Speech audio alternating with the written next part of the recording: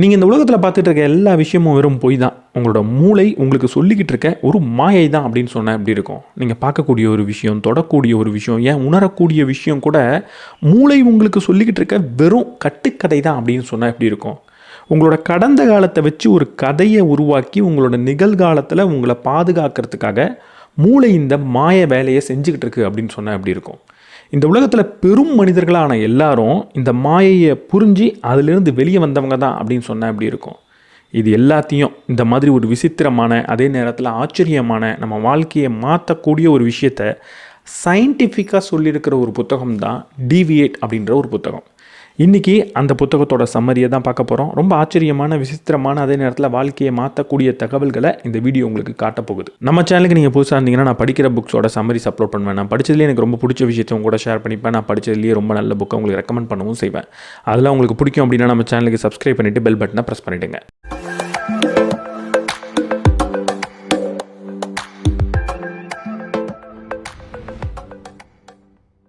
வீடியோக்குள்ளே போகிறதுக்கு முன்னாடி இந்த புத்தகம் நமக்கு சொல்லித்தரது ஒரே ஒரு விஷயந்தான். நம்மளோட கடந்த காலத்தின் மூலமாக உருவான நம்மளோட சிந்தனையிலேருந்து கொஞ்சமாக வெளியே வந்து இந்த உலகத்தை பார்க்கும்போது தான் இந்த உலகத்தை உண்மையாக பார்க்க முடியும். அப்போ தான் சிறப்பான முடிவுகள் எடுக்க முடியுன்றத சயின்டிஃபிக்காக சொல்லியிருக்கு.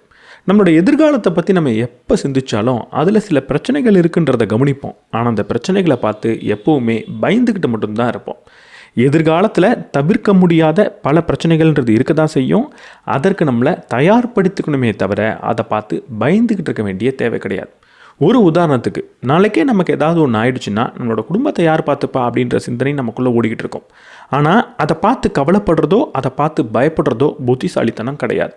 இதிலிருந்து கொஞ்சம் வெளியே வந்து இதற்காக நம்ம தயாராகிறது எப்படி அப்படின்னு சிந்திக்கணும். நமக்கு நாளைக்கு ஏதாவது ஒன்று ஆயிடுச்சுன்னா நம்மளோட குடும்பத்தை யார் பார்த்துப்பா? நம்ம குடும்பத்துக்காக கட்டமைச்சு வச்சுருக்கிற இந்த கனவுகளை யார் பார்த்துப்பா அப்படின்ற கேள்விக்கு ஒரு நல்ல பதில் இருக்குது. அந்த பதிலோட பேர் தான் டேர்ம் இன்சூரன்ஸ். இந்த டேர்ம் இன்சூரன்ஸ் நம்மளோட எதிர்காலத்தில் நமக்கு ஏதாவது ஒன்று ஆயிடுச்சுன்னா நம்ம குடும்பத்தை பார்த்துக்கிறதுக்கான ஒரு உதவியே புரியும். டேர்ம் இன்சூரன்ஸ் அப்படின்னு சொன்னாலே அது ரொம்ப காஸ்ட்லியான ஒரு விஷயமா இருக்கும். அதுலேருந்து வெளியே வரணும் அப்படின்னு நம்ம நினச்சிக்கிட்டு இருப்போம். ஆனால் டேர்ம் இன்சூரன்ஸ் அவ்வளவு காஸ்ட்லியாக இருக்கணுன்ற அவசியமே கிடையாது. மாதம் வெறும் 400லேருந்து 500 ரூபாய் செலுத்துறது மூலமாகவே சில கோடி ரூபாய் வரைக்கும் நம்மளால் கவரேஜ் பெற முடியும். இது நம்மளோட குடும்பத்துக்கு எதிர்காலத்தில் நமக்கு ஏதாவது ஒன்று ஆயிடுச்சுன்னா அவங்க பணம் சார் கவலைகள் இல்லாமல் வாழ்கிறதுக்கு உதவியாக இருக்கும்.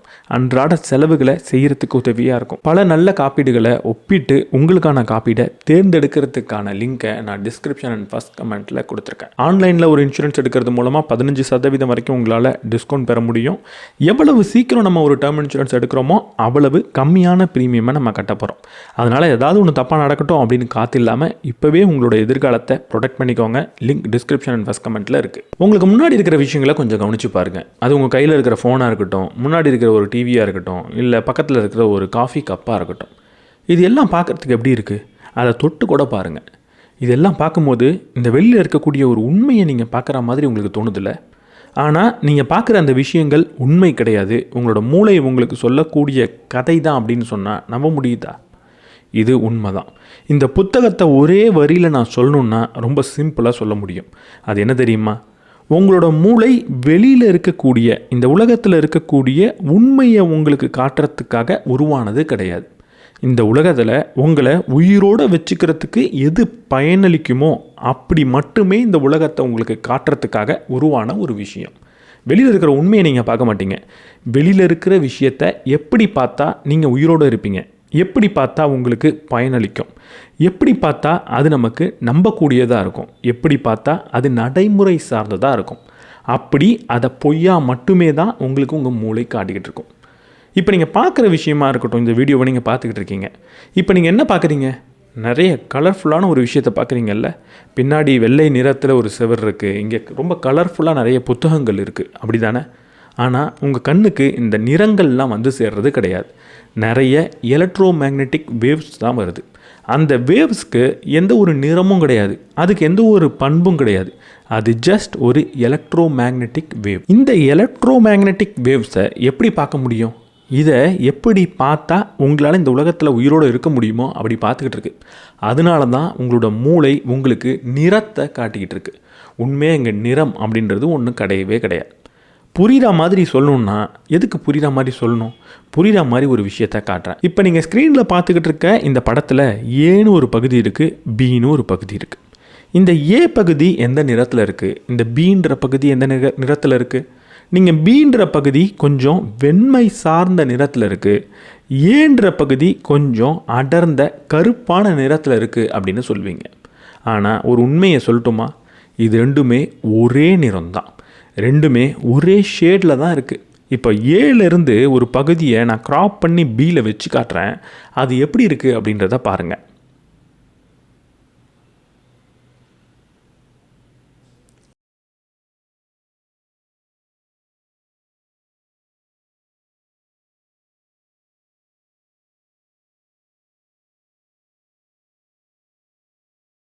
இப்போ உங்களுக்கு ஏவும் பியும் ஒரே நிறத்தில் தான் இருக்குன்றது தெரிஞ்சிருச்சுல்ல. ஆனால் இப்போ கூட உங்களால் ஏவும் பியும் ஒரே நிறத்தில் இருக்குன்றத பார்க்கவே முடியாது. ஏன் அப்படி நடக்குது? இதை புரிய வைக்கணும்னா பக்கத்தில் ஒரு சிலிண்டர் இருக்குது, அதை கவனித்து பாருங்கள். அந்த சிலிண்டரோட நிழல் இந்த பியின் மேலே விழுது. நம்ம மூளை கடந்த காலத்தில் பல விஷயங்களை பார்த்துருக்கு. அதன் மூலமாக அது என்ன கற்று வச்சுக்கிட்டு இருக்கு தெரியுமா? எப்போவுமே நிழல் ஒரு பகுதி மேலே விழுந்ததுன்னா அதோட உண்மையான நிறத்தை விட அது இன்னும் கொஞ்சம் அடர்ந்த நிறத்தில் தெரியும் அப்படின்றத கற்று வச்சுக்கிட்டு இருக்கு.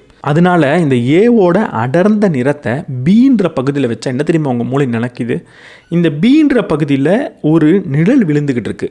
அப்போ இங்கே அடர்ந்த நிறமாக ஒன்று நமக்கு தெரிஞ்சால் அது உண்மையாக அடர்ந்த நிறம் கிடையாது, நிழல் விழுறதுனால தான் அது அடர்ந்த நிறமாக தெரியுது அப்படின்னு அது நினைக்குது. அதனால அந்த இடத்துல இருக்கக்கூடிய ஒரு அடர்ந்த நிறத்தை கூட உண்மையாக இது கொஞ்சம் வெண்மையான நிறத்தில் தான் இருக்கும் அப்படின்னு நினச்சி அப்படி உங்களுக்கு காட்டிக்கிட்டு இருக்கு.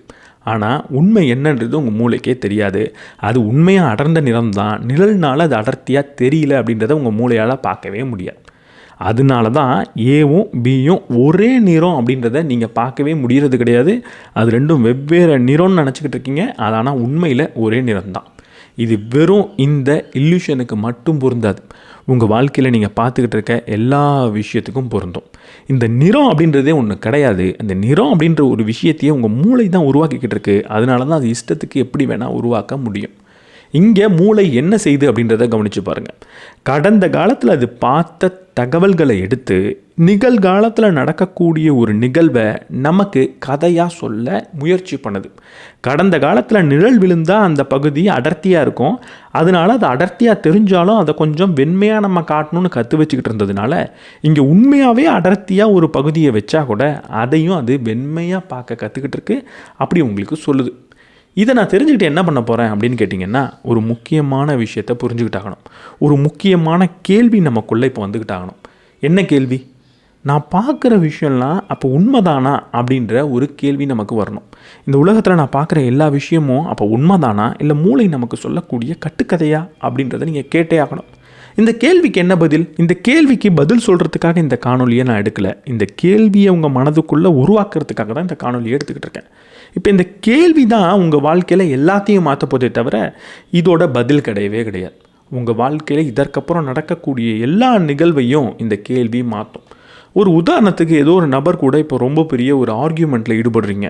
அவர் ஒரு விஷயத்த சரின்னு சொல்கிறாரு, நீங்கள் ஒரு விஷயத்த சரின்னு சொல்கிறீங்க. இப்போது இவ்வளவு நாளாக நான் சொல்கிறது சரி அப்படின்னு நீங்கள் நம்பிக்கிட்டு இருந்திருப்பீங்க. ஆனால் உண்மையாக நீங்கள் சொல்கிறது சரியா அப்படின்ற கேள்வியை கேட்டு பாருங்கள். நம்ம யார் சொல்கிறதும் சரியா தப்பா அப்படின்றது நமக்கே தெரியாது. நம்ம சரி அப்படின்னு நம்பிக்கிட்டு இருப்போம், அதனால நம்ம சரின்னு நினைக்கிறோம். நம்ம சரி நம்புறதுக்கு என்ன காரணம்னா, நம்மளோட மூளை இதுக்கு முன்னாடி பல அனுபவங்களை அனுபவிச்சிருக்கு. அதன் மூலமாக இதுதான் சரின்னு நமக்கு சொல்லுது, அதனால நம்ம நம்புகிறோம். இந்த உலகத்தில் எதுவுமே சரியாக இருக்கணுன்ற அவசியம் கிடையாது. நம்ம சரின்னு சொல்லக்கூடிய எல்லா விஷயமும் நம்மளோட அனுபவம். நம்மளை காப்பாற்றிக்கிறதுக்கு எதை நம்பணுமோ அதை நம்பிக்கிட்டு இருக்கோம். நமக்கு முன்னாடி இருக்கக்கூடிய நபரும் அப்படி தான். அவரோட வாழ்க்கைக்கு எது பயனளிக்கும்னு நினைக்கிறாரோ, எது நடைமுறைன்னு நினைக்கிறாரோ, எதை நம்ப முடியும்னு நினைக்கிறாரோ, எது அவரை உயிர் பிழைத்து வச்சிருக்கும்னு நினைக்கிறாரோ அதை சரின்னு நம்பிக்கிட்டு இருக்காரு.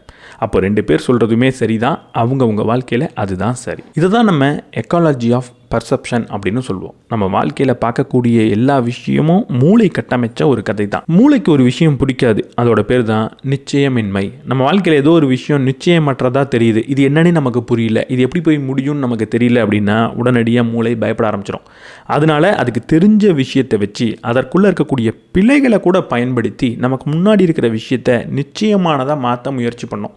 அதற்காக பல கதைகள் சொல்லும், அதை உண்மைன்னு நம்ம நம்புவோம். ஆனால் அது உண்மையாக இருக்கணுன்ற அவசியம் கிடையாது. இங்கே நம்ம புரிஞ்சிக்க வேண்டியது, முதல்ல நம்ம வாழ்க்கையில் பார்க்கக்கூடிய எல்லா விஷயமும் உண்மையான்ற கேள்வியை கேட்க கற்றுக்கணும். அதற்கப்புறம் நம்ம வாழ்க்கையில் பார்க்குற எல்லா விஷயமும், நம்ம உணரக்கூடிய எல்லா விஷயமும் உண்மையாக இருக்கணுன்ற அவசியம் கிடையாது அப்படின்றத புரிஞ்சுக்கிட்டாகணும். அதற்கப்புறம் நம்ம செய்ய வேண்டிய ஒரு முக்கியமான விஷயம் இருக்குது. அது என்ன தெரியுமா? நம்ம வாழ்க்கையில் எதெல்லாம் உண்மை, இதுதான் சரி நம்பிக்கிட்டு இருக்கோமோ அதிலிருந்து கொஞ்சம் விலகி வந்து, கொஞ்சம் வெளியே வந்து இந்த உலகத்தை பார்க்குறது எப்படின்றத கற்றுக்கிட்டாகணும். அப்படி பார்க்கும்போது தான் நமக்கு புது விஷயங்கள் கிடைக்கும். அப்படி பார்க்கும்போது தான் புது விஷயத்தை கற்றுக்க முடியும். அப்போ தான் நம்மளால் ஒரு நேர்த்தியான, நல்ல, சிறந்த, மாறுபட்ட முடிவுகளை எடுக்க முடியும். அப்படிப்பட்ட முடிவுகள் எடுக்கும்போது நம்மளோட வாழ்க்கை இவ்வளவு நாள் எப்படி இருந்ததோ அதை விட கொஞ்சம் மாறுபட்ட, மேம்பட்ட, இன்னும் அழகான ஒரு வாழ்க்கையாக மாறுறதுக்கான வாய்ப்பு கூட இருக்குது.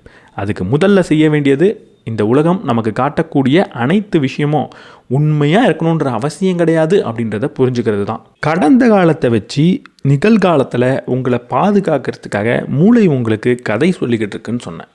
இங்கே நான் சொன்ன முதல் வார்த்தையே ஒரு பொய் தான். கடந்த காலம். கடந்த காலம் அப்படின்றது ஒரு பொய். கடந்த காலம் அப்படின்றது கடந்த காலமே கிடையாது. நம்ம என்ன நினச்சிட்ருக்கோம்னா, நம்ம வாழ்க்கையில் கடந்த காலம் நம்ம நினைக்கிற எல்லாமே நம்மளை விட்டு கடந்து போயிடுச்சு, அதை நம்ம எப்போ வேணாலும் ஞாபகப்படுத்திக்கலாம், எப்போ வேணாலும் மறந்துடலாம் அப்படின்னு நினச்சிக்கிட்டு இருக்கோம். அது உண்மையே கிடையாது. நீங்கள் கடந்து வந்த ஒவ்வொரு காலமும் கடந்த காலமாக உங்களை கடந்து போகிறது கிடையாது. உங்கள் மூளையின் வடிவமாக உங்கள் கூட இப்போவும் இருந்துக்கிட்டு இருக்கு. என்னோடய கடந்த காலத்தில் நான் என்னென்னலாம் வெற்றி பெற்றேன், எங்கெல்லாம் தோற்று போனேன், எங்கெல்லாம் பயந்தேன், எந்தெந்த இடத்துல எப்படிப்பட்ட செயல்களை செஞ்சன்றது அப்படியே என்ன கடந்து போகிறது கிடையாது. அதுதான் என்னோடய மூளையாகவே மாறி இருக்குது. என்னோடய மூளை ஒரே ஒரு வேலையை தான் செய்ய போகுது. ஏற்கனவே சொல்லிட்டேன், என்னை உயிரோடு வச்சுருக்கணும். அப்போது என்னை உயிரோடு வச்சுருக்கணுன்னா புத்திசாலித்தனமாக நம்மளோட மூளை ஒரு வேலையை பார்க்கும். அது என்ன தெரியுமா? நீ இன்றைக்கி உயிரோடு இருக்கன்னா என்ன காரணம்? இந்த வீடியோவை பார்த்துக்கிட்டு இருக்க எல்லாருமே இன்றைக்கி இந்த வீடியோவை பார்த்துக்கிட்டு இருக்கீங்கன்னா ஒரே ஒரு காரணம் தான். கடந்த காலத்தில் நீங்கள் உயிர் பிழைத்து இங்கே வந்திருக்கீங்க அப்படின்றது தான். இப்போது எதிர்காலத்துக்கும் நான் உயிர் பிழைத்து போகணுன்னா நான் என்ன செய்ய முடியும்? நான் இப்படி நடந்துக்கலாம், அப்படி நடந்துக்கலான்னு பல விஷயத்தை என்னால் சொல்ல முடியும். ஆனால் என்கிட்ட நிரூபிக்கப்பட்ட ஒரு விஷயம் இருக்குது, ஒரு சான்று இருக்குது. அது என்ன தெரியுமா? நான் கடந்த காலத்தில் என்ன செஞ்சனோ அது என்ன உயிரோடு இப்போ வச்சுக்கிட்டு இருக்கு. அப்போது அதே விஷயத்தை இப்போ நான் செஞ்சேன்னா எதிர்காலத்துக்கும் நான் உயிர் பிழைத்து போவேன். அப்போ மூளை ரொம்ப ரொம்ப புத்திசாலித்தனமாக இந்த வேலையை செய்யும். கடந்த காலத்தில் நீ என்ன செஞ்சியோ அதனால தான் இப்போ உயிரோடு இருக்க. அப்போ அதே விஷயத்தை இப்போ செஞ்சால் எதிர்காலத்துலேயும் நீ உயிரோடு இருப்ப அப்படின்னு அது ஒரு முடிவு எடுக்கும். அதனால கடந்த காலத்தில் எதெல்லாம் செஞ்சு எப்படிப்பட்ட அனுபவத்தெல்லாம் நீங்கள் கற்றுக்கிட்டீங்களோ அதெல்லாம் தன்னோட உருவமாக அதை எடுத்துக்கும். அதை வச்சு தான் உங்களை உங்கள் வாழ்க்கையை வாழ அனுமதிக்கும். சொல்ல போனால் கடந்த காலம்ன்றது கடந்த காலம் கிடையாது, அது நிகழ்காலத்தின் மென்பொருள். நீங்கள் இன்றைக்கி என்ன செய்யணுன்றதை சொல்லக்கூடிய ஒரு சாஃப்ட்வேர், ஒரு ஆப்ரேட்டிங் சிஸ்டம்ன்றது உங்களோட கடந்த காலம். அது கடந்த காலம் அப்படின்னு நம்ம சொல்லவே கூடாது. கடந்த காலம் கிடையாது. ஒரு உதாரணத்துக்கு, தினமும் காலையில் 6 மணிக்கு நான் எந்திரிச்சேன்னா எல்லா வேலையும் நல்லா செஞ்சு முடிச்சுட்டு ஆஃபீஸ் போகிறதுக்கு நல்லா இருக்கும், கரெக்டாக இருக்கும் அப்படின்னு நான் நினச்சி தினமும் 6 மணிக்கு எந்திரிச்சிக்கிட்டே இருப்பேன். இப்போ என் மூளையை பொறுத்த வரைக்கும் 6 மணிக்கு நீ எந்திரிச்சின்னா நீ ஆஃபீஸ் போயிடுவ அப்படின்னு தெரியும். அதனால் தினமும் என்ன 6 மணிக்கு அது கரெக்டாக எழுப்பி விட்டுக்கிட்டே இருக்கும். தினமும் 6 மணிக்கு நான் எந்திரிச்சிக்கிட்டே இருந்தேன்னா அது எந்திரிக்கிறது ரொம்ப கடினமான விஷயமா இருக்காது. திடீர்னு ஒரு நாள் ஒரு 7 மணிக்கு நான் எந்திரிக்கிறேன். அப்போவும் நான் ஆஃபீஸ்க்கு சேஃபாக போய் சேர்ந்துட்டேன்னா அதற்கப்புறம் 6 மணிக்கு எந்திரிக்கிறது ரொம்ப கஷ்டமாயிடும். நீ 7 மணிக்கு எந்திரிச்சாலே ஆஃபீஸ் கரெக்டாக போய்ட்றியே அப்படின்னு மூளை சொல்லும். அதற்கப்புறம் தினமும் நம்ம 7 மணிக்கு எந்திரிக்க ஆரம்பிப்போம். 6 மணிக்கு எந்திரிக்கிறதுன்றது ஏதோ ஒரு பெரிய சாதனை மாதிரி நமக்கு மாறிடும். அவ்வளவு நாள் செஞ்சுக்கிட்டு இருந்த அதே விஷயத்தையே இப்போ மூளை நமக்கு ரொம்ப கடினமான விஷயமாக மாற்றி கொடுத்துரும். ஏன்னா அதோட சாஃப்ட்வேர் அது அப்டேட் பண்ணிடுச்சு. ஒவ்வொரு நாளும் என்ன செயல் செய்கிறீங்களோ அதுதான் உங்கள் மூளையோட சாஃப்ட்வேர். அது அப்டேட் ஆகிட்டே இருக்கும். ஒரு தடவை ஒரு விஷயத்தை செஞ்சு அதிலேருந்து நீங்கள் தப்பிச்சிட்டிங்க அப்படின்ற சிக்னல் உங்கள் மூளைக்கு வந்துருச்சுன்னா நீங்கள் அந்த செயலை திரும்ப திரும்ப செய்வீங்க. அது தப்பாகவே உங்களுக்கு தெரியாது. சின்ன எக்ஸாம்பிள், ஒரு காலையில் எந்திரிக்கதான் சொன்னேன். ஒரு பெரிய எக்ஸாம்பிள் சொல்லவா, ஒரு பெரிய உதாரணம் சொல்லவா? உங்கள்கிட்ட நான் இப்போ திடீர்னு சொல்கிறேன், போய் திருடிட்டு வாங்கன்னு சொல்கிறேன். நீங்கள் திருடுவீங்களா? கண்டிப்பாக திருடுறது எவ்வளோ பெரிய தப்புன்றது நமக்கு தெரியும், செய்யவே மாட்டோம். ஏதோ ஒரு நாள் நீங்கள் ஏதோ ஒரு காரணத்துக்காக ஏதோ ஒரு இடத்துல திருடிட்டீங்க, திருடி தப்பிச்சிட்டிங்க. இப்போ திருடினதுனால உங்களுக்கு ஒரு பலனும் கிடச்சிருச்சு. அதுக்கப்புறம் என்ன பண்ணுவீங்க? அதற்கப்புறம் திருடுறது அவ்வளோ பெரிய தப்பாக தெரியாது. தப்புன்னு உங்கள் மூளை யோசிக்காது, உங்களை திருட சொல்லும். நீங்கள் திரும்பவும் திருடுவீங்க. திரும்ப திரும்ப திரும்ப இப்படி திருடிக்கிட்டே இருந்தீங்கன்னா நீங்கள் ஒரு திருடனாகவே மாறிடுவீங்க. எல்லா இடத்துலையும் திருடுவீங்க. முதல்ல தப்புன்னு தெரிஞ்ச அதே மூளை தான், முதல்ல தப்புன்னு சொன்ன அதே மூளை தான் இப்போ உங்களை திருடவும் வச்சுருக்கு. ஒரே ஒரு காரணம் தான், முதல் தடவை திருடி அதிலிருந்து நீங்கள் தப்பிச்சிட்டிங்க அப்படின்ற ஒரு சிக்னல் தான். இந்த சிக்னல் போகிறோம், இந்த கடந்த கால சிக்னல் போகிறோம் உங்கள் மூளையின் மென்பொருளையே மாற்றுறதுக்கு, அதை ஒரு அப்டேட் பண்ணுறதுக்கு. இது ஒரு சுழற்சியில் தான் நடந்துக்கிட்டு இருக்கோம். முதல் ஸ்டெப் என்ன தெரியுமா? முதல் படி, உங்களுக்கு ஏற்கனவே ஒரு புரிதல் அப்படின்றது இருக்கும். கடந்த காலத்தில் நடந்த நிகழ்வுகளை வச்சு ஒரு புரிதலை உருவாக்கி வச்சுக்கிட்டு இருப்பீங்க. அது உங்களோட பிலீஃப் சிஸ்டமாக இருக்கும். நீங்கள் இந்த வாழ்க்கையை பற்றி வச்சுக்கிட்டு இருக்கக்கூடிய கற்பனையாக இருக்கும், ஒரு அசம்ஷனாக இருக்கும். ரெண்டாவது, இப்போ ஏதோ ஒரு நிகழ்வு நடக்கும் வாழ்க்கையில். அந்த நிகழ்வை எப்படி நடக்குது அப்படின்னு நம்மளால் பார்க்க முடியாது. அது எப்படி நடக்குதுன்றதை நம்ம கடந்த காலத்தில் நம்ம மூளையில் வச்சுக்கிட்டு இருக்கக்கூடிய ஒரு சாஃப்ட்வேரை வச்சு தான் பார்ப்போம். அப்போ நடக்கிற விஷயங்கள் எல்லாத்தையுமே எப்படி நம்ம பார்க்குறோம் அப்படின்றது நம்மளோட கடந்த காலத்தை வச்சு ஒரு தேர்வு ஏற்படும். அதற்கப்புறம் கடந்த காலத்தில் என்ன செஞ்சோமோ அதையே இந்த நிகழ்காலத்துக்கும் செய்யலாம் அப்படின்னு செஞ்சு பார்ப்போம். அப்படி செய்யும் போது நமக்கு ஒரு பெரிய ஆபத்துன்றது வராது. அதனால 4வது ஸ்டெப், நம்ம கடந்த காலத்திலேருந்து கற்று வச்சுக்கிட்டு இருக்கக்கூடிய அந்த சாஃப்ட்வேர் சரிதான் அப்படின்னு இன்னும் ஸ்ட்ராங்காக்கும் மூளை. கடந்த காலத்துலேருந்து ஒரு விஷயத்தை கற்றுக்கிட்டு அதை வச்சே நிகழ்காலத்தை பார்த்து அதன்படியே நிகழ்காலத்தில் நடந்து அதன்படி இப்போது நல்ல விளைவு வந்திருக்கு அப்படின்னு நம்ம நம்பி நம்மளோட கடந்த காலம் சரிதான் நம்மளோட பிலீஃபை இன்னும் ஆழமாக்குறது தான் இந்த சுழற்சி. இதனால தான் நம்ம ஒரு நம்பிக்கையை வச்சுக்கிட்டு இருக்கும்போது அதை அவ்வளவு ஈஸியாக கடந்து வர முடியல. இதனால தான் கடந்த காலத்துலேருந்து ஒரு விஷயத்தை கற்று வச்சுக்கிட்டு இருந்தோம்னா அதுலேருந்து வெளியே வர முடியல. பணத்தை ரொம்ப பத்திரமாக வச்சுக்கணும், பணத்தை என்னால் சம்பாதிக்க முடியாது, பணன்றது ரொம்ப கஷ்டம்னு நான் நம்பியிருந்தேன்னா அந்த நம்பிக்கையிலேருந்து வெளியே வந்து பணத்தை என்னால் நிறையா சம்பாதிக்க முடியும்னு என்னால் சொல்ல முடியல. எனக்கு இந்த மாதிரியான விஷயங்கள்லாம் வரவே வராது அப்படின்னு நான் கடந்த காலத்துலேருந்து கற்று வச்சுக்கிட்டு இருந்தேன்னா இப்போவும் அது எனக்கு வராது அப்படின்னு சொல்கிறது ரொம்ப சுலபமாக இருக்குது. இல்லைங்க, அது எனக்கு நல்லா வரும், நான் பண்ணுவேன் அப்படின்னு சொல்கிறது ரொம்ப கடினமானதாக இருக்குது. கடந்த காலத்தில் ஏதோ ஒரு விஷயத்தை பார்த்து பயந்துட்டேன் அப்படின்னா, ஒரு பப்ளிக்காக போய் ஒரு ஸ்பீச் கொடுக்குறத பார்த்து பயந்து வச்சுக்கிட்டு இருந்தேன்னா இன்றைக்கி ஒரு பப்ளிக்காக பேசணும் அப்படின்னா உடம்புலாம் நடுங்க ஆரம்பிச்சிடுது. எனக்கு அது பேச தெரியாது, பேச வராது அப்படின்னு நம்ம சொல்லிடுறோம். ஆனால் உண்மையாக அப்படி ஒன்று கிடையவே கிடையாது. இன்றைக்கி நீங்கள் எதை வேணாலும் உங்களால் செய்ய முடியும், எதை வேணாலும் எப்படி வேணாலும் மாற்றிக்க முடியும். ஆனால் உங்களோட சாஃப்ட்வேர், உங்களோட மென்பொருள் அதை அனுமதிக்காமல் இருக்குது.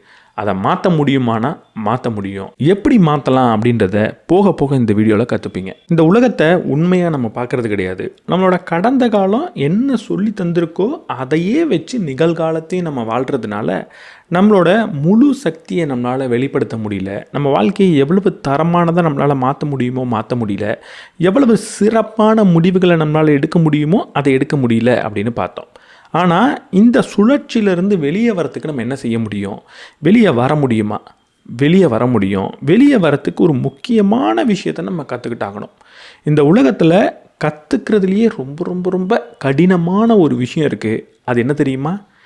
எப்படி மறக்கிறது அப்படின்றத கற்றுக்கிறது தான். புது புது விஷயங்களை கற்றுக்கிறது எப்போவுமே ரொம்ப சுவாரஸ்யமானதாக இருக்கும். அதை நம்ம ரொம்ப சுலபமாக செஞ்சிட முடியும். நம்ம ரொம்ப கடினமானது நினைக்கிறது என்னென்னா, ஏதோ ஒரு விஷயத்தை படித்து கற்றுக்கிறது ரொம்ப கஷ்டம் போல இருக்கே அப்படின்னு நினைக்கிறோம். ஆனால் அது கஷ்டம் கிடையாது. ஏற்கனவே நம்ம கற்று வச்சுக்கிட்டு இருக்கக்கூடிய நம்மளோட நம்பிக்கைகளை எப்படி மறக்கிறது அப்படின்றத கற்றுக்கிறது தான் ரொம்ப ரொம்ப ரொம்ப கஷ்டமான விஷயம். அதாவது இந்த அன்லேர்னிங் அப்படின்றத லேர்ன் பண்ணுறது ரொம்ப கஷ்டம். கற்றுக்கிட்ட விஷயங்களை தூக்கி எறிகிறது எப்படின்னு கற்றுக்கிறது ரொம்ப ரொம்ப ரொம்ப கடினமான விஷயம்தான். ஏன்? புது புது தகவல்களை நான் இப்போ கற்றுக்கிறேன்னா அது எதுக்கு நமக்கு உதவும் அப்படின்னு யோசிச்சு பாருங்கள். புது புது தகவல் எனக்கு வந்ததுன்னா என்னை உயிரோடு வச்சுக்கிறதுக்கு அது உதவும். நான் காட்டில் வாழ்ந்த காலத்தில் புது புது தகவல் எனக்கு கிடச்சிதுன்னா அந்த தகவல்களை பயன்படுத்தி அந்த காட்டில் இன்னும் நேர்த்தியாக எப்படி வாழ முடியும், எப்படி உயிர் பிழைச்சிருக்க முடியுன்றதை என்னால் செய்ய முடியும். ஆனால் ஏற்கனவே நான் கற்று வச்சுக்கிட்டு இருக்கக்கூடிய ஒரு விஷயம், ஆழமாக நம்பக்கூடிய ஒரு விஷயம், இவ்வளவு நாள் என்ன உயிரோடு வச்சுக்கிட்டு இருந்த ஒரு விஷயத்தை வேணான்னு தூக்கி போடுறது எதுக்கு சமம்னா, இவ்வளவு நாள் என்ன இந்த விஷயந்தான் உயிரோட வச்சுக்கிட்டு இருந்தது, இப்போ நான் அதை தூக்கி போட போகிறேன், அதனால இதற்கப்புறம் நான் உயிர் பிழைத்து இருப்பனா மாட்டேனா அப்படின்ற ஒரு கேள்வி நமக்குள்ளே வரத்துக்கு சமம். உண்மையை சொல்லப்போனால் மூளை அப்படி தான் நான் கற்று வச்சுக்கிட்டு இருக்கக்கூடிய ஒரு விஷயத்தை தூக்கி போடும்போது நினைக்கும், இதை நான் மறந்தேன்னா நான் நாளைக்கு உயிரோடு இருப்பனான்னு தெரியாது அப்படின்ற ஒரு நிச்சயமற்ற தன்மை அதுக்கு வந்துடும். அதனால தான் கற்று வச்சுக்கிட்டு இருக்கக்கூடிய விஷயத்தை தூக்கி எறிய முடியல. நம்ம எந்த ஒரு விஷயத்தை பார்த்தாலும் அதை இப்படி மட்டும்தான் பார்க்கணும் அப்படின்றது கிடையவே கிடையாது. அதை எண்ணற்ற வகைகளில் நம்மளால் பார்க்க முடியும். ஒரு உதாரணத்துக்கு நான் இப்போ உட்காந்துக்கிட்டு இருக்கிறது ஒரு சேர். இதை பார்த்த உடனே எனக்கு என்ன தோணும், இது உட்கார்றதுக்கு பயன்படக்கூடிய ஒரு பொருள் அப்படின்னு எனக்கு தோணும். ஏன்னா இவ்வளவு நாள் அதில் நான் உட்காந்துக்கிட்டு தான் இருந்தேன். அதனால இதுக்கப்புறம் எப்போ சேரை பார்த்தாலும் இது உட்கார்றதுக்கு மட்டும்தான் அப்படின்னு நான் நம்பிக்கிட்டு இருப்பேன். ஆனால் கொஞ்சம் புத்திசாலியாக இருந்தேன் அப்படின்னா, நான் வாழ்க்கையில் பார்க்குற ஒவ்வொரு விஷயத்தையும் என் மூளை எனக்கு என்னென்னு சொல்லுதோ அப்படி தான் பார்க்கணுன்ற அவசியமே கிடையாதுன்றதை புரிஞ்சு வச்சுக்கிட்டு இருப்பேன். அப்போ நான் என்ன கேள்வி கேட்பேன், இதை உட்கார்றதை தாண்டி இதை வச்சு நான் வேறு என்ன செய்யலாம் அப்படின்ற கேள்வி எனக்கு வரும். அப்போ தான் தூக்கி அடிச்சிருவேன்னு கேப்டன் விஜயகாந்த் மாதிரி என்னால் பேச முடியும். சிம்பிளாக சொல்ல வர்றது என்னென்னா, வாழ்க்கையில் நீங்கள் ஏதோ ஒரு விஷயத்தை எதுக்காகவோ பயன்படுத்திக்கிட்டு இருக்கீங்க, ஏதோ ஒரு வழியில் பார்த்துக்கிட்டு இருக்கீங்க அப்படின்னா அது அதுக்கானது மட்டும் கிடையாது. கொஞ்சம் புத்திசாலித்தனமாக இதை வேறு எப்படி பார்க்கலாம், வேறு எப்படி பயன்படுத்தலான்ற கேள்வியை கேட்டால் எண்ணிலடங்கா வாய்ப்புகள் உங்களுக்கு கிடைக்கும். ரொம்ப சிம்பிளான இன்னொரு உதாரணத்தையே சொல்கிறேன். ஒரு மீட்டிங்கில் நான் உட்காந்துருக்கேன், நான் ஏதோ ஒரு கருத்தை சொல்கிறேன், எனக்கு முன்னாடி இருக்கக்கூடிய நபர் நீங்கள் சொல்கிறது தப்பாச்சே, இப்படி தானே அது வரும் அப்படின்னு சொல்கிறார். இவ்வளவு நாளாக நான் சொல்கிற ஒரு விஷயத்தை யாராவது மறுத்து பேசினா அவங்க என்னை தோற்கடிக்க நினைக்கிறாங்க அப்படின்னு நான் வாழ்க்கையை பார்த்துக்கிட்டே இருந்ததுனால இப்போ அவர் மேலே எனக்கு கோவம் வரும், ஒரு ஈகோ ரைஸ் ஆகும். உடனடியாக நான் சொன்னது ஏன் சரி தெரியுமான்னு நான் சொன்னதை மட்டுமே சரின்னு இன்னும் ஆழமாக விளக்க ஆரம்பிச்சிடுவேன். ஆனால் அதுக்கு பதிலாக கொஞ்சம் புத்திசாலித்தனமாக இதை மாற்றி யோசித்து பார்ப்போமே. ஏன் ஒருத்தவர் நான் சொல்கிற ஒரு விஷயத்தை தப்புன்னு சொல்கிறப்போ அவர் என்னை எதிர்த்து பேசுகிறாரு, என்னை தோற்கடிக்க நினைக்கிறாரு அப்படின்னு மட்டுமே பார்க்கணும். ஒருவேளை கொஞ்சம் மாற்றி பார்க்கலாமா, வேறு என்னென்ன நோக்கம்லாம் அவருக்கு இருந்திருக்கலாம் அப்படின்ற ஒரு கேள்வியை கேட்டு பார்க்கலாமா. ஒருவேளை அவர் நான் தப்பாக சொல்கிறேன், என்னை சரி பண்ணணும் அப்படின்னு நினச்சாரோ, ஒருவேளை உண்மையாக எனக்கு உதவணும் அப்படின்னு நினச்சாரோ, இல்லை ஒருவேளை உண்மையாக அந்த கூட்டத்தில் இருக்கிற எல்லாருக்கும் ஒரு நல்ல கருத்து போய் சேரணும் அப்படின்னு தான் அவர் நினச்சாரோ, என்ன தோற்கடிக்கணும், என்ன முட்டாள் நிரூபிக்கணும்லாம் அவர் நினைக்கவே இல்லையோ, ஒருவேளை அவரோட ஒப்பீனியனை அவர் சொல்கிறாரோ, அவரோட பார்வையை அவர் சொல்கிறாரோ. இப்படிப்பட்ட கேள்விகளை நான் கேட்கும்போது எனக்கு தேவையில்லாமல் அங்கே கோபம் வராது, தேவையில்லாமல் என்னோடய ஈகோ பூஸ்ட் ஆகாது. இன்னும் சொல்லப்போனால் நான் சொன்னது ஒருவேளை தப்பு தானோன்ற ஆராய்ச்சியை நான் பண்ணுவேன், என்னோட புரிதலை இன்னும் மேம்படுத்திப்பேன். இங்கே சிம்பிளான ஒரே ஒரு விஷயந்தான், வாழ்க்கையில் பார்க்குற எல்லா விஷயமா இருக்கட்டும், நம்ம பயன்படுத்தக்கூடிய எல்லா விஷயமா இருக்கட்டும், அது எல்லாத்துக்கும் ஒரே ஒரு கேள்வியை கேட்கணும். என்ன தெரியுமா, இதை எப்படி வேறு விதமாக பார்க்குறது, இதை வேறு எப்படியெல்லாம் பார்க்கலாம், இதை எப்படி வேறு விதமாக பயன்படுத்துறது, இதை வேறு எப்படியெல்லாம் பயன்படுத்தலாம் அப்படின்ற கேள்வியை கேட்டாலே நான் கற்று வச்சுக்கிட்டு இருக்கக்கூடிய விஷயங்களை மறக்கிறதுக்கு அது பயனுள்ளதாக இருக்கும்.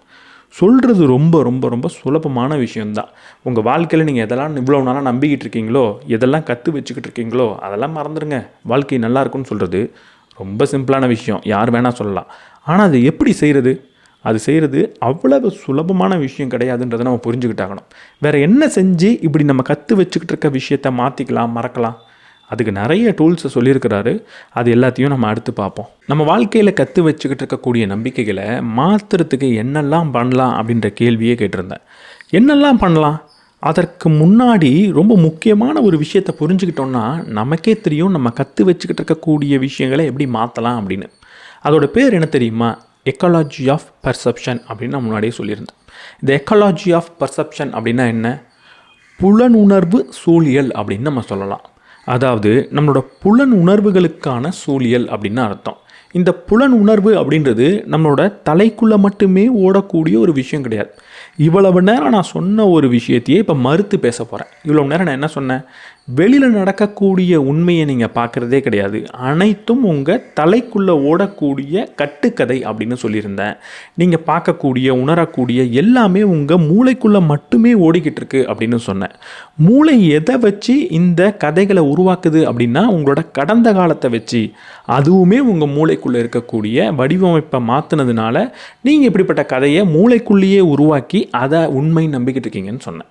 ஆனால் இவ்வளவு நேரம் எல்லாமே மூளைக்குள்ளேன்னு நான் பேசிக்கிட்டு இருந்தாலும் இப்போ அதை மறுத்து பேச போகிறேன். உங்கள் மூளைக்குள்ளே எப்படிப்பட்ட கதை வேணால் ஓடட்டும், எப்படிப்பட்ட பொய் வேணால் ஓடட்டும், எப்படிப்பட்ட கற்பனை வேணால் ஓடட்டும், என்ன மாயையை வேணாலும் உங்கள் மூளை காட்டட்டும். அது எல்லாத்துக்கும் காரணம் மூளை மட்டும் கிடையாது. இது ஒரு சூழியல். உங்களை சுற்றி இருக்கிற பல விஷயங்கள் சார்ந்ததாக மட்டுமே தான் இருக்குது. உங்கள் மூளை உங்களுக்கு சொல்லக்கூடிய கதைகள் மூளை மட்டுமே சொல்கிறது கிடையாது. வெளியிலிருந்து வரக்கூடிய ஒரு தகவல் சார்ந்ததாகவும் அது இருக்குது. உங்கள் மூளைக்குள்ளே சில நம்பிக்கை இருந்தாலும் அது உங்களுக்கு கதை சொல்கிறதுக்கு காரணம் என்ன தெரியுமா? வெளியிலேருந்து மூளைக்கு ஏதோ ஒரு தகவல் வருது. அந்த தகவலை அதுக்குள்ளே இருக்கக்கூடிய நுண்பொருளை வச்சு ஒரு கதையாக மாற்றி உங்களுக்கு சொல்லுதுன்னு தான் அர்த்தம். அப்போ இங்கே உங்கள் மூளைக்குள்ளே இருக்கக்கூடிய நம்பிக்கையை மாற்றுறது அவ்வளவு சுலபமான காரியம் கிடையவே கிடையாது. அது ரொம்ப ஆழமாக பதிஞ்ச சில நம்பிக்கை. அதை மாற்றணுன்னா என்ன செய்யணும்? அதை தாண்டி வெளியே இருக்கிற விஷயங்களை நீங்கள் மாற்றணும். ஒரு உதாரணத்துக்கு, உங்கள் மூளைன்றது ஒரு சயின்டிஸ்ட் மாதிரி. அவர்கிட்ட போயிட்டு நீ நம்புகிற விஷயம் தப்புன்னு சொன்னால் உடனடியாக சரி மாற்றிக்கிறேன் அப்படின்னு சொல்ல மாட்டார். அவர் உடனடியாக என்ன தெரியுமா கேட்பார்? நான் சொன்ன இந்த தியரி தப்புனா சரியான தியரியை எனக்கு காட்டு அப்படின்னு சொல்வார். ஒரு உதாரணத்துக்கு, நியூட்டன் கிட்ட போயிட்டு ஒரு ஆப்பிளை மேலே தூக்கி போட்டால் கீழே விழும் அப்படின்னு நீ சொல்கிறீங்க, அப்படி விழாது அப்படின்னு நான் சொன்னேன்னா எங்கள் ஆப்பிளை தூக்கி போட்டு காட்டு அப்படின்னு தான் சொல்வார். எந்த ஒரு விஷயத்தை உங்கள் மூளை நம்பிக்கிட்டு இருக்கோ அதை மாற்றணுன்னா நீங்கள் முதல்ல நீ நம்புகிற விஷயம் பொய், தப்பு அப்படின்னு மூளைக்கு காட்டணும். அப்போ தான் அது நம்பும். அப்போ அதை காட்டுறதுக்கான வேலையை நீங்கள் எங்கே செய்ய போகிறீங்கன்னா அது சார்ந்திருக்கிற சூழலை மாற்ற போகிறீங்க. எந்தெந்த விஷயத்தெல்லாம் உங்கள் மூளை சார்ந்திருக்கு தெரியுமா? முதல்ல நீங்கள் இருக்கக்கூடிய இடம். அது உங்களோட ஆஃபீஸாக இருக்கட்டும், வீடாக இருக்கட்டும், நீங்கள் வாழ்ந்துக்கிட்டு இருக்கக்கூடிய அந்த இடம். ரெண்டாவது, நீங்கள் எப்படிப்பட்ட நபர்கள் கூட பேசுகிறீங்க, பழகுறீங்க அப்படின்றது ரொம்ப முக்கியம். நீங்கள் யார் கூடலாம் நட்புணர்வாக இருக்கீங்க, யார் கூட சேர்ந்து வேலை பார்க்குறீங்க, யார் கூடலாம் ஒரு பிஸ்னஸ் பண்ணிக்கிட்டு இருக்கீங்க, யார்கிட்ட பொருளை வாங்குறீங்க, விற்கிறீங்க, உங்களை சுற்றி எப்படிப்பட்ட நபர்கள் இருக்காங்கன்றதை பொறுத்து உங்கள் மூளை சில விஷயத்தை நம்பிக்கிட்டு இருக்கோம். மூணாவது, உங்கள் உடல் சார்ந்தது. உங்களோட உடல் மொழி எப்படி இருக்குது, உங்களோட பாடி லாங்குவேஜ் எப்படி இருக்குது, நீங்கள் உங்கள் உடம்பை எப்படி பார்த்துக்கிறீங்க, எவ்வளவு ஆரோக்கியமானதாக வச்சுக்கிட்டு இருக்கீங்க அப்படின்றத பொறுத்து அமையும். நாலாவது, நீங்கள் எப்படிப்பட்ட கேள்விகளை கேட்டுக்கிட்டு இருக்கீங்க அப்படின்றது ரொம்ப ரொம்ப முக்கியம். நான் ஏற்கனவே சொன்ன மாதிரி தான் சில கேள்விகளை நம்ம கேட்கணும். இந்த சேரை ஏன் உட்காரத்துக்கு மட்டும் நான் பயன்படுத்தணும், வேறு எதுக்கு பயன்படுத்தலாம் அப்படின்ற கேள்வி கேட்குறதா இருக்கட்டும். உங்கள் வாழ்க்கையில் இருக்கிற பிரச்சனையை எப்படிப்பட்ட கேள்வியை வச்சு நீங்கள் அணுகிறீங்க அப்படின்றது ரொம்ப முக்கியம். ஒரு உதாரணத்துக்கு, எனக்கு ஏன் இந்த வேலை வரவே மாட்டுது, எனக்கு இந்த வேலை ஏன் ஒழுங்காக வர மாட்டுது அப்படின்னு கேட்குறதுக்கு பதிலாக இந்த வேலையை வர வைக்கிறதுக்கு நான் என்ன செய்யலாம் அப்படின்னு கேட்கலாம். என் வாழ்க்கையில் இந்த பிரச்சனை மட்டும் ஏன் எப்போவுமே இருந்துக்கிட்டு இருக்கு, இந்த பிரச்சனை எனக்கு மட்டும் ஏன் நடக்குது அப்படின்னு கேட்குறதுக்கு பதிலாக எப்படிப்பட்ட சூழலில் இந்த பிரச்சனையை ஒரு பிரச்சனையாகவே நான் பார்க்க மாட்டேன் அப்படின்னு கேட்டு பார்க்கலாம். நம்ம பிரச்சனைன்னு நினச்சிக்கிட்டு இருக்க பல விஷயங்கள் உண்மையாக பிரச்சனையாகவே இல்லாமல் இருக்கலாம். நம்ம அப்படி பார்த்துக்கிட்டு இருப்போம். அப்போ எப்படிப்பட்ட சூழலில் இது பிரச்சனையாக இல்லாமல் இருக்கும் அப்படின்ற கேள்வியை கூட கேட்கலாம். இந்த 4 விஷயங்களை நம்ம மாற்றுறது மூலமாக நம்மளால் நம்ம மூளைக்கு ஒரு எவிடன்ஸை கொடுக்க முடியும். நீ நம்பிக்கிட்டு இருக்க பார்த்தியா, அது உண்மை கிடையாது அப்படின்னு. ஒரு உதாரணத்துக்கு, நம்மூர் கலாச்சாரத்தில் சில விஷயத்தை பிழைகளை பிடிச்சி ரொம்ப ஆழமாக நம்ம நம்புவோம். நம்ம தான்ப்பா சரி அப்படின்னு சொல்லுவோம். நம்ம முன்னோர்கள் முட்டாள்கள் இல்லை அப்படின்ற ஒரு ஆழமான நம்பிக்கை நமக்கு இருக்கும். அப்போ நான் என்ன செய்யணும்? உடனடியாக நம்ம ஊரை விட்டு கொஞ்சம் வெளியே போய் சுற்றி பார்க்கணும். அந்த புது ஸ்பேஸ்க்குள்ளே, புது இடத்துக்கு நான் போகணும். அங்கே புது நபர்கள் கூட நான் பேசி பார்க்கணும். அப்போ தான் நமக்கு தெரியும் நம்மள்ட்ட எப்படி நல்ல விஷயங்கள் பல இருக்கோ அதே மாதிரி அடுத்தவங்கள்ட்டையும் இருக்குது. நம்மள்ட்ட எப்படி சில கெட்ட விஷயங்கள் இருக்கோ அதே மாதிரி அடுத்தவங்கள்ட்டையும் இருக்குது. ஏதோ ஒரு நபரை, ஏதோ ஒரு கலாச்சாரத்தை, ஒரு வெஸ்டர்ன் கலாச்சாரத்தை நான் ரொம்ப உயர்த்தி பார்க்கணுன்ற அவசியமும் கிடையாது. அதே மாதிரி என்னோட கலாச்சாரம் தான் உலகத்திலேயே சிறந்ததுன்னு ரொம்ப ஒரு தலைகணத்தோடையும் நான் இருக்கணுன்ற அவசியம் கிடையாது. நானும் என்னை மாற்றிக்க வேண்டியது பல இருக்குது. அவங்கள்ட்டையும் நல்லது இருக்குது, நம்மள்ட்டையும் கெட்டது இருக்குது அப்படின்றத நம்ம புரிஞ்சுப்போம். இது வெறும் ஒரு கலாச்சாரத்துக்கு மட்டும் கிடையாது, அனைத்து நம்பிக்கைகளுக்கும் பொருந்தும். நான் எதுக்குமே வேலைக்காக மாட்டேன் அப்படின்னாலும் நீங்கள் இருக்கிற இடத்த மாற்றி, புது நபர்களை பார்த்து, உங்களோட பாடி லாங்குவேஜை மாற்றி, நீங்கள் கேட்கக்கூடிய கேள்வியை மாற்றுறது மூலமாக புது எவிடன்ஸ் உங்கள் மூளைக்கு வரும். இவ்வளவுலாம் நம்ம நம்பின மாதிரி இந்த எவிடன்ஸ் இல்லையேன்னு உங்கள் மூளை சந்தேகப்படும். உடனடியாக அதோட நம்பிக்கையை அதுவே ஆராய்ச்சி பண்ணி பார்க்கும், அதுவே மாற்றிக்கும்.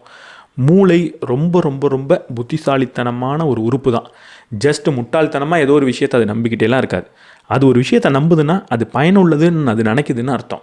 அப்போ நீங்கள் அதுக்கு இது பயனற்றது அப்படின்றத காட்டணும், இதுக்கு மாறுபட்ட விஷயங்களும் இருக்குன்றதை காட்டணும். அதுக்கு நீங்கள் இருக்கிற இடம், பார்க்குற நபர், பேசுகிற நபர், உங்களோட பாடி லாங்குவேஜ், நீங்கள் கேட்கக்கூடிய கேள்வி மூலமாக அதை செய்ய முடியும். நம்ம மூளை பல அசம்ஷனை வச்சுக்கிட்டு இருக்கோம். இந்த அசம்ஷன்னால தான் நம்மளால் புதிய விஷயங்களை சிந்திக்க முடியல. இப்போ ஏதோ ஒரு நபர் நம்மளை பார்த்து சிரிச்சுட்டு போகிறார். நம்ம உடனடியாக நம்ம பார்க்குறதுக்கு ரொம்ப மோசமாக இருக்கும் போல இருக்குது, ரொம்ப அசிங்கமாக இருக்கும், அதான் அவர் பார்த்தோன்னே நம்மளை பார்த்து சிரிக்கிறாரு அப்படின்ற ஒரு அசம்ஷனுக்குள்ளே வந்துடுவோம். இதே அந்த அசம்ஷன் இல்லைன்னா அவர் நம்மளை பார்த்து ஏன் சிரிச்சாரு அப்படின்ற சிந்தனை தான் நமக்கு வரும். அவர்கிட்டயே கேட்டுடலான்னு கூட நமக்கு தோணும். ஆனால் இங்கே அசம்ஷன்ன்றது ஒன்று முன்னாடியே வரதுனால நம்மளால் உண்மையை புரிஞ்சிக்க முடியல. இந்த அசம்ஷன் அப்படின்றது தான் நம்மளை உண்மையிலிருந்து நம்மளை பிரித்து வெளியே கூட்டிகிட்டு போகுது. அதற்காக நம்ம என்ன செய்யலாம்? வாழ்க்கையில் இதுக்கப்புறம் எந்த ஒரு விஷயத்தையும் நான் அசியூம் பண்ண போகிறதில்ல, எதையும் கற்பனை பண்ண போகிறதில்ல, நானாக முடிவெடுக்க போகிறதில்ல, இந்த முன் முடிவை நான் எடுக்க மாட்டேன். எல்லாத்தையும் ஒரு சயின்டிஸ்ட் மாதிரி பரிசோதனை பண்ணி பார்த்து அதிலிருந்து என்ன எனக்கு கிடைக்குதோ அதை வச்சு தான் ஒவ்வொரு முடிவையும் எடுப்பேன், ஒவ்வொரு அடியையும் எடுத்து வைப்பேன் அப்படின்னு சொன்னீங்கன்னா அதை விட பெரிய முட்டாள்தனம் கிடையாது. முதல்ல அப்படி உங்களால் இருக்கவே முடியாது. ரெண்டாவது, அப்படி இருந்தீங்கன்னா அதுதான் பெரிய தப்பு. நம்ம மூளை நமக்கு இந்த மாதிரி முன் முடிவுகளை எதற்காக கொடுக்குது? ஏன்னா வாழ்க்கையில் வேகமாக செயல்படுறதுக்காக கொடுக்குது. ஒரு உதாரணத்துக்கு, நீங்கள் ஒரு கார்லேருந்து கீழே இறங்குறீங்க. கீழே இறங்கி வீட்டுக்குள்ளே போகிறீங்க. என்ன செய்வீங்க? நேராக இறங்கி நடந்து உள்ளே போயிட்டே இருப்பீங்க. நீங்கள் என்றைக்காவது கார்லேருந்து காலை கீழே எடுத்து வைக்கும் போது நம்ம இன்னும் பூமியில் தான் இருக்கோமா, இன்னும் இந்த கிராவிட்டி இப்படி தான் இருக்கா, இல்லை நிலாவோட கிராவிட்டி மாதிரி இந்த இடத்துல மட்டும் இருக்குமா அப்படின்னு யோசிப்பீங்களா? இல்லை காலை எடுத்து வைக்கும் போது இந்த இடத்துல தரை மாதிரி இருக்குமா, இல்லை தண்ணி மாதிரி நம்மளை உள்ளே விழுங்கிடுமா அப்படின்றத சிந்திச்சு பார்த்து தொட்டு பார்த்துட்டு காலை எடுத்து வைப்பீங்களா? அப்படி வைக்க மாட்டோம். ஏன்னா இதுக்கு முன்னாடி வரைக்கும் நமக்கு தெரியும். இந்த கிராவிட்டின்ற ஒரு கான்செப்டே நமக்கு தெரியலனா கூட நம்ம மூளைக்கு தெரியும், இது தரை தான், இது பூமி தான், இங்கே கிராவிட்டி இவ்வளோ தான் இருக்கும், இங்கே நான் இப்படி தான் நடந்துக்கணும், இப்படி கால் எடுத்து வச்சனாலே இங்கே என்னால் நிற்க முடியும் அப்படின்னு அதுக்கு தெரியும். அதே ரொம்ப ஒரு குளம் மாதிரி தண்ணியாக இருந்ததுன்னா இங்கே நான் கால் எடுத்து வச்சேன்னா உள்ளே போயிடுவேன் அப்படின்றது அதுக்கு தெரியும். அங்கே காலை எடுத்து வச்சு பார்த்து ஒரு எக்ஸ்பெரிமெண்ட் பண்ணி பார்த்தலாம் அது கண்டுபிடிக்காது. இதுக்காக தான் அசம்ஷன்றது நம்ம மூளையில் இருக்குது. எல்லாத்தையுமே பரிசோதனை பண்ணி பார்த்து செஞ்சுக்கிட்டு இருந்தோம்னா நம்மளால் ஒரு அடி கூட எடுத்து வைக்க முடியாதுன்றது தான் உண்மை. ஆனால் அதற்காக எல்லாத்தையுமே ஒரு அசம்ஷனோட ஒரு முன் முடிவோடையே செயல்படுத்திக்கிட்டு இருந்தோம்னா அங்கே ஒரு நல்ல முடிவை நம்மளால் எடுக்க முடியாமல் போகலாம். நல்ல முடிவை கூட நம்ம எடுத்துடலாம், ஆனால் இருக்கிறதுலே சிறப்பான முடிவை நம்மளால் எடுக்க முடியாமல் போகலாம். அப்போ என்னோடய அசம்ஷனை வச்சு நான் என்ன செய்கிறது? இங்கே தான் 3A அப்படின்ற ஒரு டூலை இவர் நமக்கு சொல்லித்தரார். அசியூம், ஆக்ட், அசஸ் அப்படின்னு சொல்கிறார். முதல்ல நான் என்ன மாதிரி முன்முடிவு எடுக்கிறேன் அப்படின்றத கவனிக்கணும். என்னோடய பாஸ் திடீர்னு என்கிட்ட ஒரு மாதிரி கோபமாக பேசிட்டு போகிறார். நான் உடனடியாக என்ன நினச்சிட்றேன்னா, நம்மளை முட்டாள்னு அவர் நினைக்கிறாரு, அதனால தான் இப்படி பேசிட்டு போகிறாரு, நம்மளை அவருக்கு பிடிக்கல, அதனால தான் இப்படி பேசிட்டு போகிறாரு அப்படின்னு ஒரு முன்முடிவை எடுத்துக்கிறேன். இப்போ அந்த முன்முடிவோடையே என் வாழ்க்கையில் நகர்ந்து போக போகிறது கிடையாது.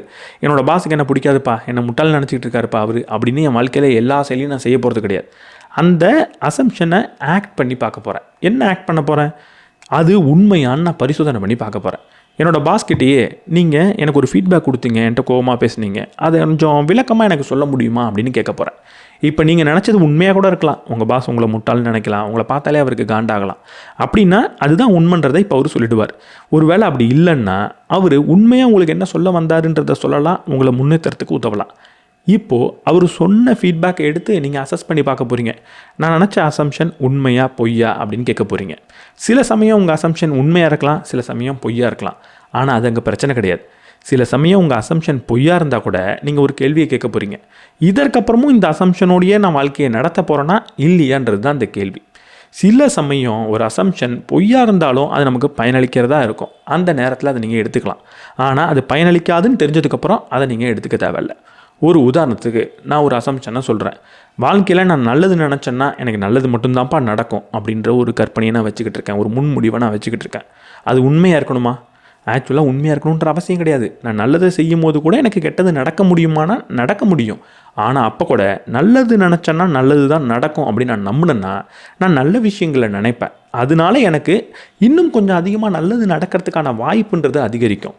அப்போது இந்த கற்பனையை வச்சுக்கிட்டு இருக்கிறது தப்பு கிடையாது. இப்போது இந்த கற்பனையை நான் வச்சுப்பேன். ஆனால் அதே நேரத்தில் ஒரு தப்பான கற்பனை, அது எனக்கு பயனே அளிக்காது அப்படின்னா அதை தூக்கி போட போகிறேன். எல்லா அசம்ஷனும் தப்பு கிடையாது. எது பயனளிக்கும் பயனளிக்காது அப்படின்றத கேட்டு புரிஞ்சுக்கிட்டு அதற்கப்புறம் அதை நீங்கள் வச்சுக்கிட்டு இருந்தீங்கன்னா இந்த அன்லேர்னிங் அப்படின்ற ப்ராசஸ் கொஞ்சம் சுலபமாக இருக்கும். நான் கற்று வச்சுக்கிட்டு இருக்கக்கூடிய விஷயங்கள்லேருந்து கொஞ்சமாக விலகி வேறு ஒரு விஷயத்தை பார்க்குறத நம்ம என்னென்னு சொல்லுவோம்? அதை தான் நம்ம க்ரியேட்டிவிட்டின்னு சொல்லுவோம். அதுதான் படைப்பாற்றல் அப்படின்னு சொல்லுவோம். உங்களுக்கு படைப்பாற்றல் வேணும்னா இவ்வளவு நாள் என்ன செஞ்சுக்கிட்டு இருக்கீங்களோ, இவ்வளோ நாள் என்ன பார்த்துக்கிட்டு இருக்கீங்களோ, எப்படி இந்த உலகத்தை புரிஞ்சு வச்சுக்கிட்டு இருக்கீங்களோ அதுலேருந்து கொஞ்சம் விலகி புதுசாக பார்க்கும்போது மட்டும்தான் அது உங்களுக்கு கிடைக்கும். இப்படி கிடைக்கணும்னா முதல்ல நம்ம ஒரு முக்கியமான விஷயத்தை செய்யணும். அதுக்கு பேர் என்ன தெரியுமா? சந்தேகப்படணும். நான் இப்போ நம்பிக்கிட்டு இருக்க சில விஷயங்களையும், நான் கடைப்பிடிக்கிற சில விஷயங்களையும், நான் செய்யக்கூடிய சில விஷயங்களையும் சந்தேகப்பட்டால் மட்டும்தான் அதிலிருந்து விலகி வர முடியும். நம்ம மூளையான நம்மளை சந்தேகப்படவே விடாது. என்னோட நம்பிக்கையை அது சந்தேகப்படவே விடாது. ஏன் தெரியுமா? சந்தேகப்படுறதுன்றது ரொம்ப காஸ்ட்லியான ஒரு ப்ராசஸ். அதுக்கு ரொம்ப அதிகமான சக்தின்றது தேவை. உடம்புல இருக்கிற பல சக்திகளை பயன்படுத்தி நான் சாப்பாடு மூலமாக எடுத்துக்கிட்ட பல சக்திகளை உறிஞ்சால் மட்டும்தான் ஒரு சந்தேகப்பட முடியும் மூளையால். ஏன்னா எப்போ அது சந்தேகப்படுதோ நிறைய சிந்திக்கணும். இது சரியா, அது சரியா, இது எப்படிலாம் தப்பாக போய் முடியலான்னு ரொம்ப குழம்பி போகணும்.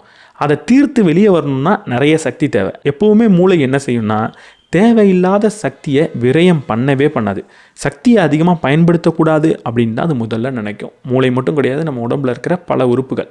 அதனால் எப்போ நான் சந்தேகப்படுறேனோ அப்போ அதிகமாக எனர்ஜி சக்தி விரயமாகுதுன்றதுனால அது அந்த சந்தேகத்தை உடனடியாக தீர்க்கணும்னு அதற்கு தெரிஞ்ச ஒரு பதிலை சொல்லி அந்த சந்தேகத்திலேருந்து வெளியே வந்துடும். அதனால தான் நான் ஏதோ ஒரு சந்தேகப்பட்டாலும் அதற்கான பதில் எப்போவுமே என் நம்பிக்கை சார்ந்ததாகவே இருக்குது. அப்போ முதல்ல நீங்கள் என்ன செய்யணும்? சந்தேகப்படுறது தப்பு இல்லைன்னு கான்ஷியஸாக பிலீவ் பண்ணணும். இந்த சந்தேகப்படுறதை தவிர்க்கிறதுக்கு இன்னொரு முக்கியமான காரணம் இருக்குது.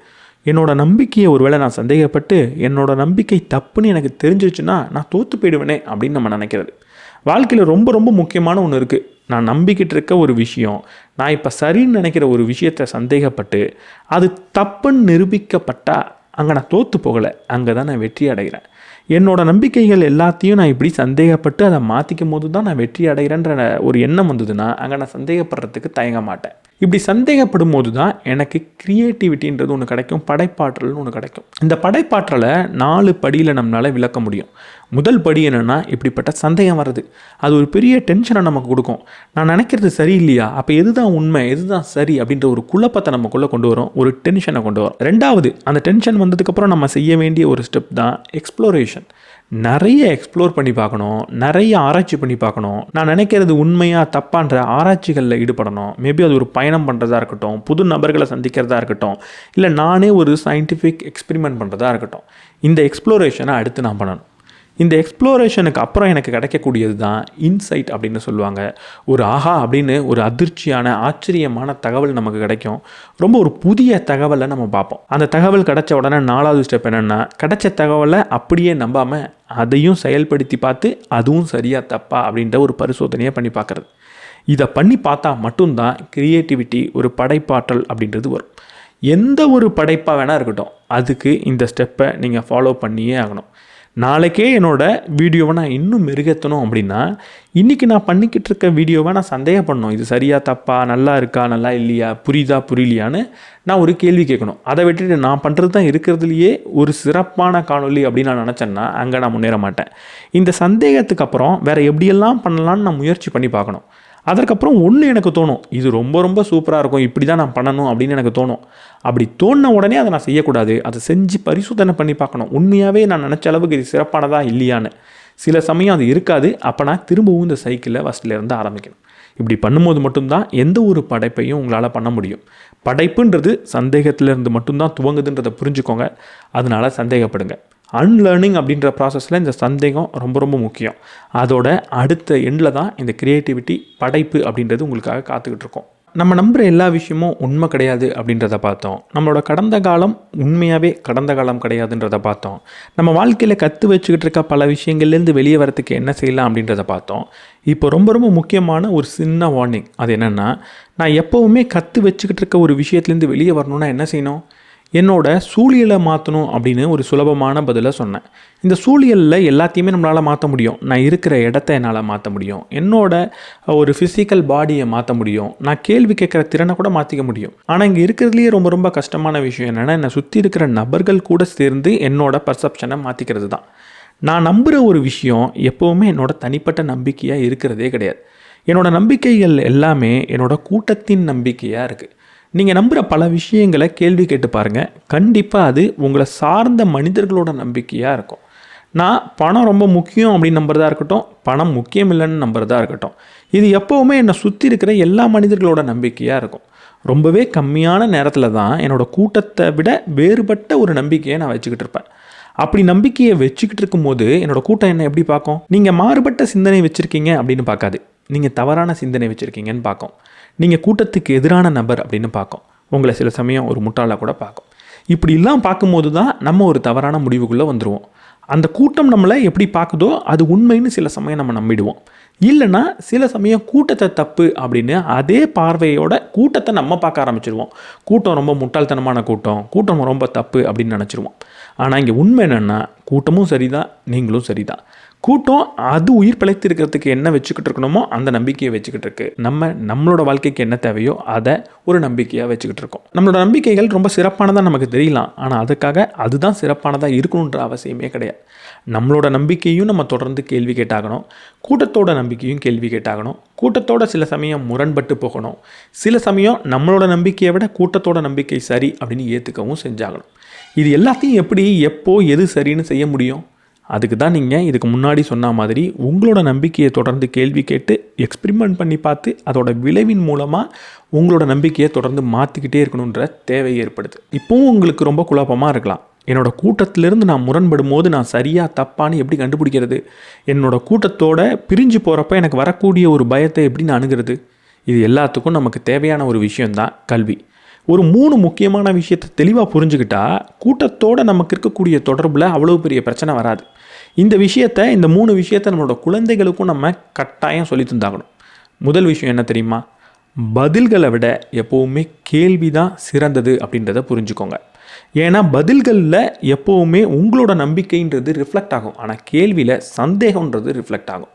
கூட்டம் ஒரு விஷயத்தை சொல்லுதா, கூட்டம் ஏதோ ஒரு விஷயத்தை கேட்குதா, அதற்கு நம்ம மனது ஒரு பதிலை சொல்லும். அதை விட ரொம்ப முக்கியமான விஷயம், என்னோட மனது சொல்லக்கூடிய பதில் முதல்ல சரியா அப்படின்னு கேள்வி கேட்குறது, கூட்டம் சொல்கிறது சரியா அப்படின்னு கேள்வி கேட்குறது. எப்போவுமே எல்லா சூழல்லையும் கேள்வி ரொம்ப ரொம்ப சிறப்பானதாக இருக்கணும். கேள்வி தான் உண்மையாக சிறந்த விஷயம். 2வது, மனப்பாடம் பண்ணுறதை விட பரிசோதனை பண்ணி பார்க்குறது ரொம்ப ரொம்ப முக்கியம். எந்த ஒரு விஷயத்தையும் நிரந்தரமாக அப்படியே ஏற்றுக்காதீங்க, மனப்பாடம் பண்ணாதீங்க. ஸ்கூலாக கூட இருக்கட்டுமே, அங்கே விஷயத்தை படித்து அப்படியே மனப்பாடம் பண்ணணுன்ற அவசியம் கிடையாது. ஏன்னா அடுத்த ஒரு 4-5 வருஷத்தில் நீங்கள் எது மனப்பாடம் பண்ணீங்களோ அதுவே தப்புன்னு கூட மாறலாம். அதற்கு பதிலாக ஒவ்வொரு நாளும் எக்ஸ்பிரிமெண்ட் பண்ணி பார்த்து கற்றுக்கிறது ரொம்ப ரொம்ப முக்கியம். இது ஒரு கூட்டத்தில் வாழக்கூடிய நமக்கும் முக்கியம், குழந்தைகளுக்கு சொல்லித்தரதும் முக்கியம். கடைசியாக எல்லாத்தையுமே இது ஒரு நிதர்சனமான உண்மைன்னு கற்றுக்கிறதுக்கு பதிலாக அதோட கான்டெக்ஸ்ட்டை புரிஞ்சுக்கணும்.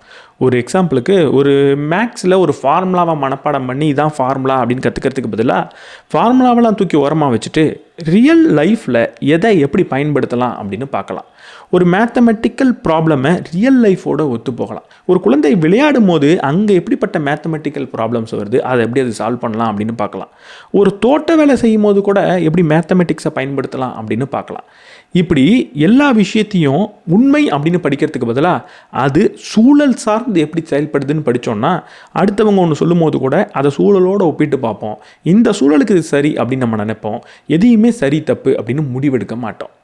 கூட்டத்தோடு இருக்கும்போது நீங்கள் ஒரு விஷயத்தை அன்லேர்ன் பண்ணணும்னு நினச்சிங்கன்னா ரொம்ப கடினமான விஷயம். கூட்டத்தை விட்டு விலகிற மாதிரி இருக்கும். அது உங்களுக்கு பயத்தை உண்டு பண்ணும், கூட்டத்துக்கு உங்கள் மேலே வெறுப்பு உண்டு பண்ணும். இது எல்லாத்தையும் ஹேண்டில் பண்ணுறதுக்கு இந்த 3 விஷயத்தை நீங்கள் கற்றுக்கிட்டாகணும். 1 கேள்வி கேட்குறது, 2வது பரிசோதனை பண்ணி பார்க்குறது, 3வது நம்ம நம்பக்கூடிய, நம்ம படிக்கிற, புரிஞ்சிக்கிற விஷயத்தை சூழலோடு பொருந்தி பார்த்து புரிஞ்சுக்கிறது. இது 3 இருந்ததுன்னா பல நேரங்கள் நீங்கள் தெளிவாக இருப்பீங்க. ஓவராலாக இந்த புத்தகத்துலேருந்து நம்ம கற்றுக்க வேண்டியது என்ன? இந்த உலகத்தில் நம்ம பார்க்குறது எல்லாமே உண்மையாக இருக்கணுன்ற அவசியம் கிடையாது. அதனால் நம்ம பார்வையை அப்பப்போ மாற்றிக்கணும். நம்மளை சுற்றி இருக்கிற சூழலை நம்ம அடிக்கடி மாற்றிக்கணும். நிறைய கேள்வி கேட்கணும், சந்தேகப்படணும். இதன் மூலமாக படைப்பாற்றல்ன்றது நமக்கு கிடைக்கும். இங்கே வாழ்க்கையோட அர்த்தமே இதுதான் அப்படின்னு நான் நினைக்கிறேன். வாழ்க்கையோட அர்த்தம் என்ன அப்படின்னு கேட்டால் அதை ஒரு கேள்வியாக எடுத்துக்கிட்டு அர்த்தத்தை தேடணுன்ற அவசியமே கிடையாது. ஏன்னா வாழ்க்கையோட அர்த்தம் அப்படின்றது தேடி கண்டுபிடிக்கப்பட வேண்டிய ஒரு பதில் கிடையாது, எழுதப்பட வேண்டிய ஒரு பதில். அதற்கான பதில் எங்கேயும் கிடையாது. நீங்கள் என்ன எழுதுறீங்களோ அதுதான் உங்கள் வாழ்க்கையோட அர்த்தம். நீங்கள் உங்கள் வாழ்க்கையை எப்படி வாழ்கிறீங்களோ அதுதான் உங்கள் வாழ்க்கையோட அர்த்தமே தவிர அதோட அர்த்தன்றது ஒன்று எங்கேயோ எழுதப்பட்டு ஆல்ரெடி கிடையவே கிடையாது. எதுக்குமே நிதர்சனமான உண்மைன்னு ஒன்று கிடையாது அப்படின்றத புரிஞ்சுக்கும் போது வாழ்க்கையோட அர்த்தத்துக்கும் ஒரே ஒரு பதில் கிடையாதுன்றதை நீங்கள் புரிஞ்சுப்பீங்க. அப்போ ஒரு நல்ல வாழ்க்கையோட அர்த்தத்தை நீங்கள் கண்டுபிடிக்கணும்னா மாறுபட்ட பார்வையை வளர்த்துக்கிறது எப்படி, தைரியமாக அடுத்தவங்களை விட மாறுபட்ட பார்வையோடு பார்க்குறது எப்படி, என்னோட நம்பிக்கையை கேள்வி கேட்கறது எப்படி, சந்தேகப்படுறது எப்படி, இதை கற்றுக்கிட்டிங்கன்னா நீங்கள் ஒரு வாழ்க்கையோட அர்த்தத்தை கண்டுபிடிப்பீங்க. அது ரொம்ப மாறுபட்டதாக இருக்கும். அதை தாண்டி இந்த மாறுபட்ட சிந்தனையும் மாறுபட்ட கேள்விகளும் சந்தேக பார்வையும் உங்களுக்கு இருக்கிறப்போ நீங்கள் எடுக்கிற முடிவு ரொம்ப அழகானதாக இருக்கும். உங்கள் வாழ்க்கையும் அழகானதாக இருக்கும். உங்கள் வாழ்க்கை சொல்லப்போனால் ரொம்ப எளிமையானதாக இருக்கும். ஏதோ ஒரு விஷயத்தை இறுக்கி பிடிச்சிக்கிட்டு அதன்படி தான் நடக்கணுன்ற அவசியம் கிடையாது. சூழலுக்கு ஏற்ற மாதிரி உங்களோட நம்பிக்கைகளை உங்களால் மாற்றிக்க முடியும். எது சரியோ எது பயனளிக்குதோ அதை உங்களால் கடைபிடிக்க முடியும். இந்த வீடியோ பற்றி என்ன நினைக்கிறீங்கன்றத கமெண்ட் செக்ஷனில் சொல்லுங்கள். இந்த வீடியோட ஆரம்பத்தில் சொன்ன மாதிரி நீங்கள் ஒரு நல்ல டேர்ம் இன்சூரன்ஸை தேடிக்கிட்டு இருந்தீங்கன்னா அதற்கான லிங்க்கை நான் டிஸ்கிரிப்ஷன் அண்ட் ஃபர்ஸ்ட் கமெண்ட்டில் கொடுக்குறேன். இந்த வீடியோ பிடிச்சிருந்தா உங்கள் நண்பர்களோட ஷேர் பண்ணுங்கள். நம்ம சேனலுக்கு நீங்கள் புதுசாக இருந்தீங்கன்னா சப்ஸ்கிரைப் பண்ணிவிட்டு மறக்காமல் பெல் பட்டனை ப்ரெஸ் பண்ணிவிடுங்க.